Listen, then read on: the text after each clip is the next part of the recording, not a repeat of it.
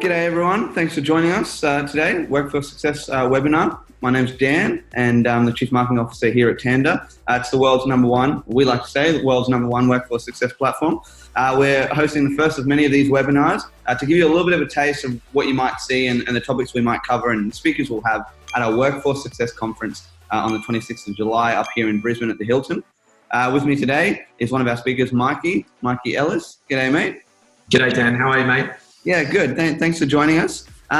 Mikey specialises in human behaviour and is an expert in building revolutionary culture within companies. So it's really good to have you on board. I really appreciate you taking the time out to be here. Now, I'm a little bit curious. I was just wondering what exactly a culture strategist does. It's a good question. And I guess it's probably a relatively recent and new sort of title. In the space, essentially I work with people in companies to help those people in those companies turn their workplace into a great place to work. And culture is the outcome of a lot of intentional focus on how people turn up and when they're at work. What are the behaviours and rituals and routines that take place in a workplace? They're the sorts of things that I look at. Yeah. And look at those to help companies create the kind of culture that they desire. Sweet. It seems to be a growing trend. I mean, we spoke with Amanda Lutby, for those of the people watching today that might have seen another webinar that we did. So it seems to be a fairly growing trend that businesses are actually taking this seriously and looking outside of the business to find people that might be able to help them. Yep. Have you found that it's sort of ramping up? Totally. Yeah, I think there's always been people within organisations who have had a real focus on the culture within an organisation and have worked towards creating something that is aligned with the mission and the purpose and I guess just how people want to work. But what's happening more recently is that as with the rise of startups and with technology enabling people and companies to challenge the norms and the more conventional and traditional ways of working, we get to now decide how we want to work. And so there's a lot more of a focus now within companies and within, for leaders within organizations to go, well, if we get to decide how this culture is, what do we want it to be? And then how do we go about, facilitating that?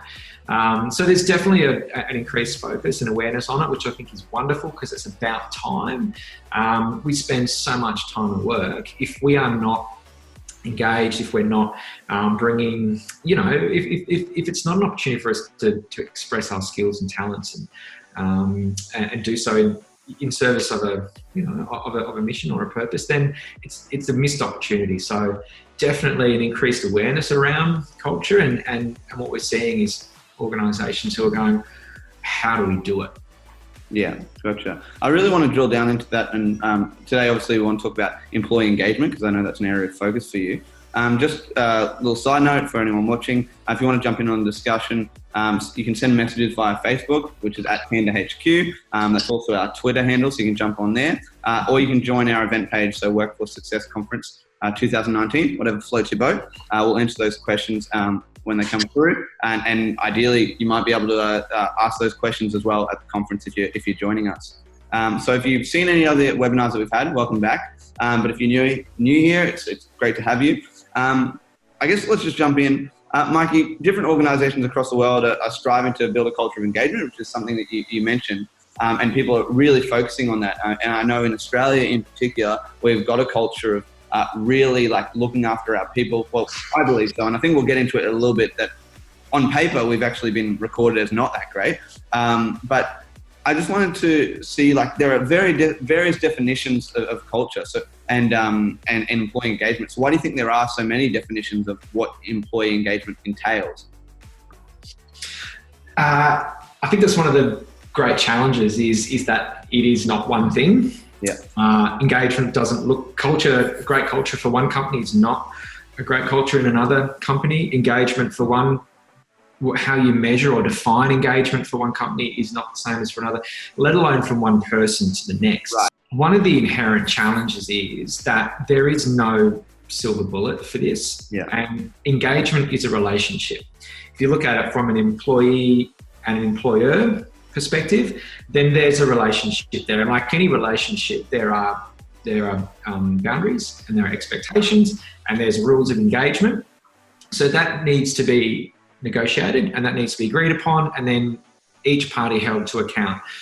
Then within that organisation, you've got relationships between people, whether they be teammates, whether they be colleagues, whether they be leaders, mentors, mentees. There's another layer and level of relationship which has its own unique set of rules for engagement also. And I guess some of those are unspoken rules as well, or build from within the relationships within the business, right? And they sort of grow and most of them are unspoken, and I think that's the problem. Yeah, that's the challenge, because they're assumed, and so much miscommunication takes place when behaviour is misinterpreted through assumptions. And so, I think a good place to start when it comes to engagement is defining what it means for you as an organisation, for you as an employee, for you as an employer, as a leader. What kind, and that's going to be specific to the organisation. Yeah, sweet. So in the conversation I had with Amanda earlier in the week, we had to come through and check out the office, and we have our values, 5 core values up on the walls that people can always see at any point. Now that's always a good thing, I feel. But one of the things that Amanda had mentioned was that there's quite often a disconnect between what people will put on the wall or make those guidelines. You're saying like it's those spoken rules are great, but it's probably something that you need to enact, right? And it's a sort of do you find it's a top-down approach as well? So it's like you've got to look at the leaders of the business and it's got to come down? Yeah, I think 2 things. First of all, I totally agree that you can stick all the values up on the wall that you like, but unless they are demonstrated, unless they are behaviours, and unless they are embedded into how we work and communicate, then they just remain values on a wall. Yeah. Second thing that you mentioned, I really believe in too, that it is the responsibility and obligation of leaders to embody those values and to demonstrate them. It's not to say that that's not also the responsibility of an employee as well. Engagement is a relationship, and both parties must come to that relationship with by taking responsibility for their role in that. And so it's easy for an employee, a disgruntled employee, to point to the values and say, well, you're not doing this and you're not doing that.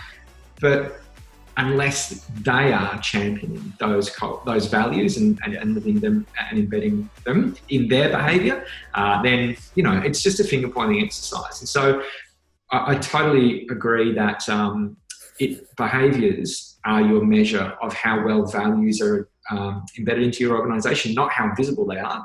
How visible they are through the behaviour that you experience. I can imagine that some businesses will just have those values or promote them outwardly as a bit of pomp and bravado to push out into the world. I think it's particularly when we're talking about big business for their CSR and also small business as a startup. You sort of want to seem pretty proactive on that front of culture. And I think you talk with a lot of people in the States, not just putting a ping pong table in and having ping pong matches at lunch. It's not just beers on a Friday. It also comes down to the way that you interact with each other, with customers, with people just in general. Totally.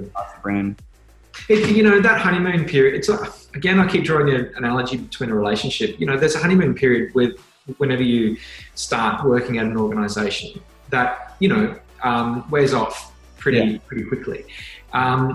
If those values aren't embedded into the processes, the rituals, the routines, the expectations. But when they are, then it becomes a really great place to be. And it is difficult to do because it's going to, for a lot of people, it's going to require some personal accountability. It's going to require some behaviour change, and it's going to require stepping outside of what's comfortable. And, whether it's having difficult conversations or admitting, failure or whatever it is, it's like that's that's where it gets hard, but that's the work that needs to be done. Yeah, no, completely agree. So on that note, obviously, we're here in Australia. As I said earlier, I feel like most of the companies, I've been fortunate enough to work with companies where we have had good culture, whether big or small.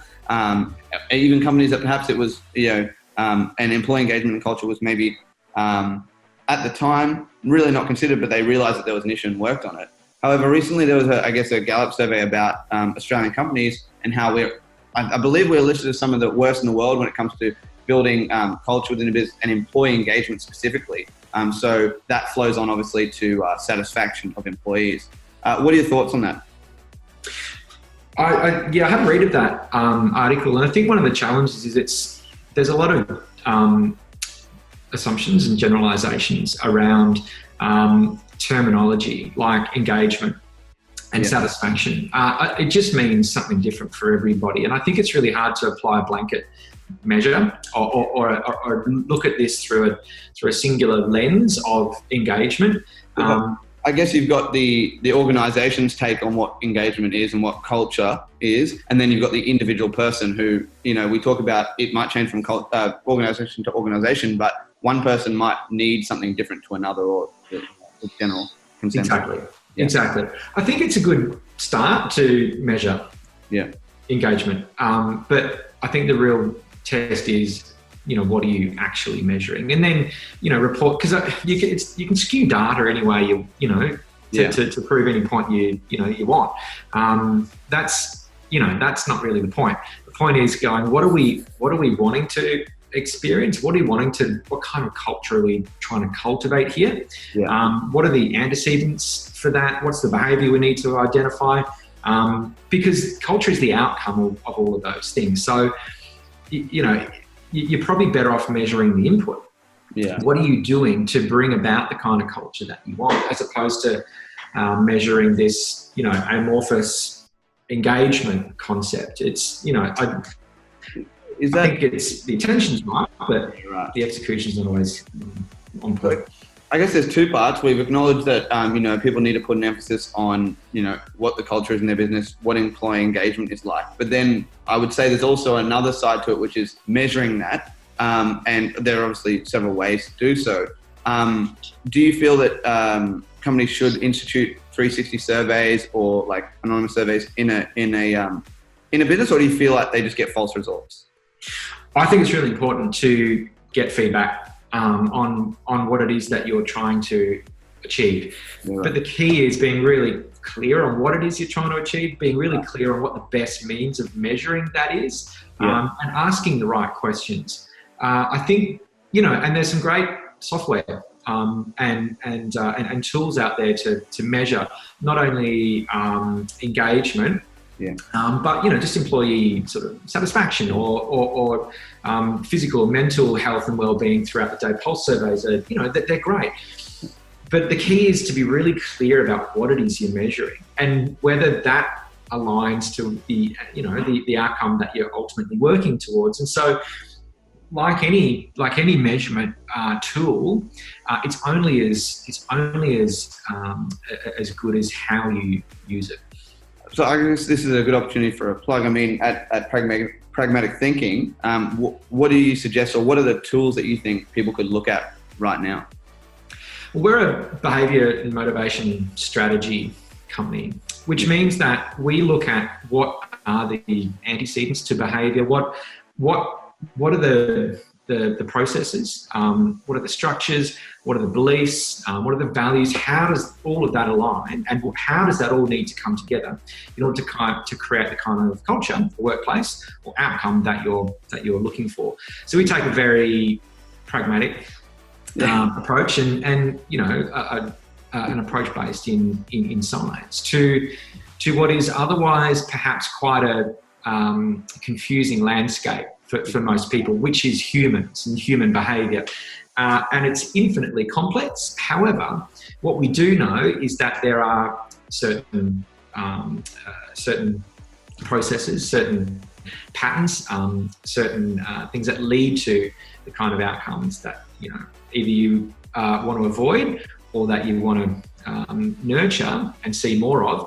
And then what we do is create not only the strategy, but also the capabilities within key people in the organisation to do what it takes in order to achieve the kind of culture that you're wanting to build.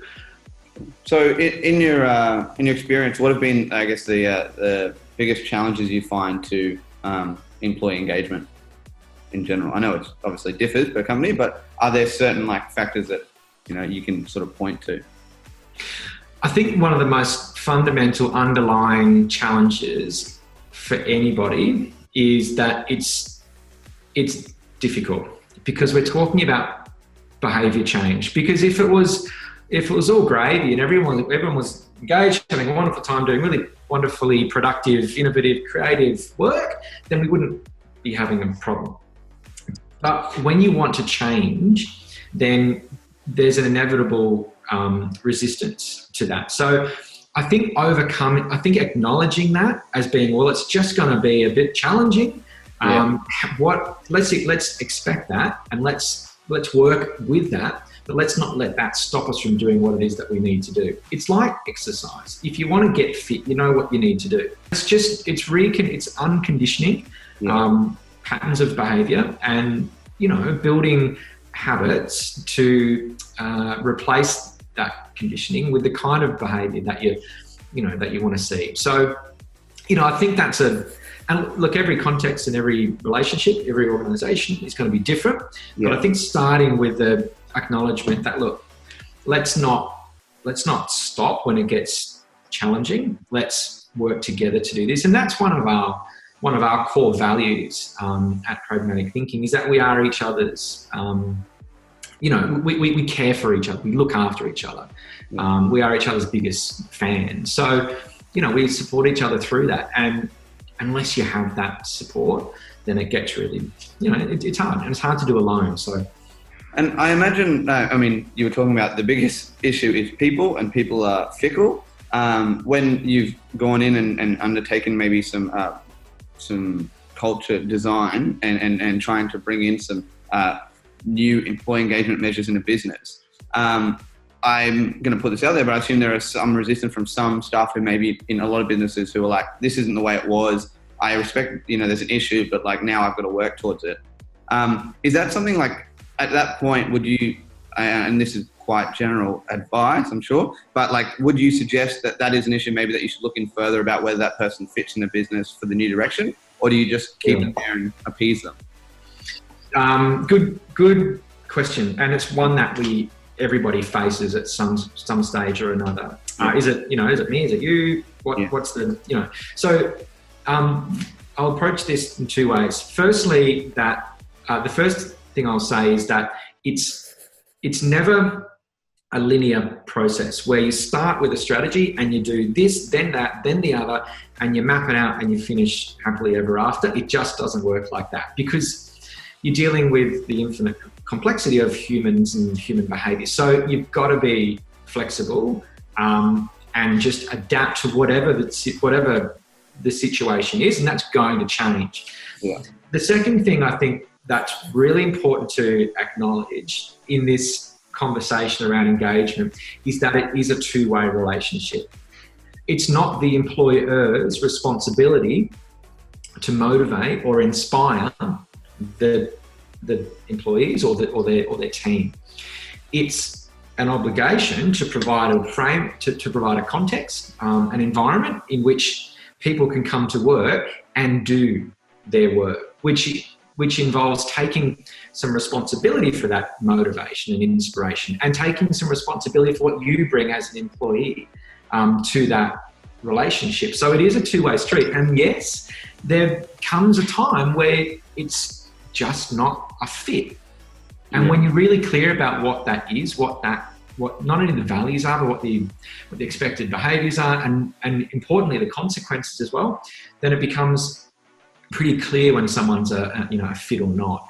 Yeah. And you've got to give people the opportunity to meet those expectations, and sometimes they'll be negotiated, but then sometimes it's just not a right fit. And an organisation shouldn't be everything for everyone. Yeah. Should be really clear about what you stand for. If you're going to have a solid culture. And you want people to stick to the vision and the values of the business, right? You create a container then. You create a container where everybody feels safe. And that's one of the key drivers to engagement is this container where I go to work and I know that not no matter what I do, but if I take a risk and I stuff something up, I'm not going to be ostracized for it. I'm going to be supported and I'm going to learn from it because that's one of our values at this organization is to grow. Yeah. When you compromise on that by accepting and overlooking and in doing so indirectly condoning behavior that is not aligned to your values, then everybody else feels unsafe because hang on, I'm doing this and I'm expecting that and I'm contributing this to the organization, to this relationship. This other person's not, and they're getting away with that. It just undermines the culture. Yeah, sounds a little like I take the approach of freedom within the framework with a lot of the stuff we do, where you set up that framework, people can do what they need within that, and I guess you call it the container. It's clear that there's no shortcuts really, as you mentioned, like. Revelation to me a little bit. I mean, I assume it would be fickle, but it's not a linear approach, and you can't really just. It's not the cookie cutter approach is fine, but I'm sure there's a few roundabouts, 2 steps forward, 1 step back a lot of the time. So my question is, why is it so important for businesses then to do this? Like, what is the value to the business to take this long journey? Well, we've sort of evolved from an industrial model of workplaces where efficiency was the goal, because you've got a human resource, and the more productive they can be, the more efficient they are, the more things you can churn out at a cheaper rate. Yeah, that's not the model for success anymore. Companies that are wanting to stand out and succeed, and to leverage a competitive advantage, need to be flexible, they need to be adaptable, they need to be creative, they need to be innovative, they need to, because we're living in such a time of rapid change, that what worked last year is not going to cut it this year. So the competitive advantage here is to have a workforce, to have a team of people working in the organisation who are agile, who are risk takers, who are creative. That's the competitive advantage. If you've got a team of people who are working like that, then you're setting yourself up to do some great work. Yeah. But before you can expect people to work like that, you've got to provide the frame. You've got to provide the framework, the safe space in order to expect that of your team. So that's the competitive advantage. And the other thing too is if as an employee, if I'm not feeling like I'm able to, let's say I'm a high achiever and I really want to progress and do some great work in this world or in my field, if I'm not encouraged and supported and challenged to do that in this organisation, I'm going to go to one that does. And there are enough companies out there who recognise this and who are doing it well. And so it's lifting the bar for everyone else to go, shit, if we want to keep good people, and if we want to grow good people, we've got to help them to achieve what it is that they want to achieve. And so it's a win-win. The company benefits, the individual grows and learns, and collectively it's a great outcome. So if you're not doing that, if that's not a focus of your company to help, a sense of growth and progression in a role, it's one of the most significant drivers for engagement in most organisations. So, if you're not doing that, then you're just going to lose good people. And if you keep them, you're just not going to be getting the best out of them, and they're not going to be happy because they're not growing. Yeah, true. Well, it's great. You did, I guess, an extended answer to our response about workforce success is when you give people within the business the tools and the platforms to succeed, the business then becomes successful. And that's what you want to do, because success breeds success, right? And so putting that in front of them, I think, is fairly important. It also reaffirms, we just released a feature here at Tender, which is shift feedback for frontline employees. So that way, even if it's through the app, at least they can provide the feedback on the shifts that they've just completed as well. And managers can take that and sort of do what they please with it. And I assume, and I would hope that they would actually action some of those. And so, it sort of reaffirms, what we're doing here, which I'm happy about. So that's good. Cool. Might be worth getting Pragmatic Thinking coming in here, like doing a bit of an audit and check it out as well. But I think we're on the right path, which is pretty handy. Now we've covered a fair bit today. As I mentioned at the top of the webinar, you're speaking at the Workforce Success Conference. So obviously you'll be diving a little bit further into some stuff. So can you give us a bit of a sneak peek or tell us a bit more about what you might be diving into? Sure. I think, there's two approaches to speaking to a group of people about this stuff. One is to make it really practical. So what I'll be sharing are experiences that I've had of things that work and things that don't work. And the other thing too is to make it as relatable as possible. So I guess without going into too much detail about a particular approach or a model, I want to keep it relevant, and let's talk about the fundamentals, the basics, which are so often overlooked. In preference for the bright shiny stuff. Let's look at the real drivers of engagement. People just want to feel like they belong. They want a sense of belonging, and they want to feel like they're contributing to something, and it just doesn't take that much for an employer, a leader, a manager to do that. So I'm going to share some really basic, and when I say basic, they're powerful. They're easily digestible. They're powerful techniques that will make an incredible difference to the people that you work with and their engagement. Well, that's definitely exciting. I'm keen. So see you on July 26th. Obviously before then. I also just wanted to reiterate that if anyone wants to get tickets, they can just jump onto workforcesuccess.com. Early bird tickets are available now. There's going to be a few hundred business owners and frontline staff as well coming to join from all around Australia, which will be really, really an exciting time. It's going to be a great day. It's a Friday, all the way through the seminar through to the post-conference drinks. It's always a good time as well, celebrating and network. Before we jump off, I just wanted to ask, is there anything you'd like to promote, plug? Look, I think it's going to be a great conference. It's whenever you get together with a group of people who are all focused on the same thing. I think that's really valuable.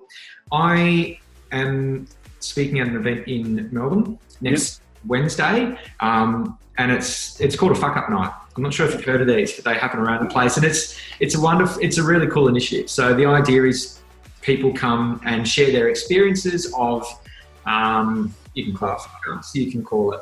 Where they fucked up. I think I've seen one of your posts before about, I think you've been to one before. Maybe. Yeah. So I'm speaking at that next Wednesday. And what, I think for me, the real intention around this is just to normalize the fact that sometimes it doesn't work out how you had planned, but with the right intentions, those failures, become learning opportunities, and you grow as a result of that. So really want to normalize that conversation around growth, and it's not always easy, and it's painful, and it sucks, and you're always better for it if you see it through. So that's happening next week.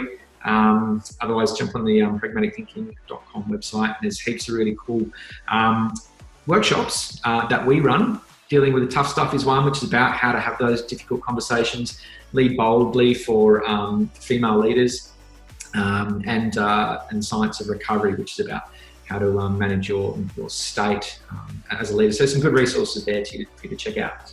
And you're saying you work, is it Australia-wide, or are you specific to a certain region?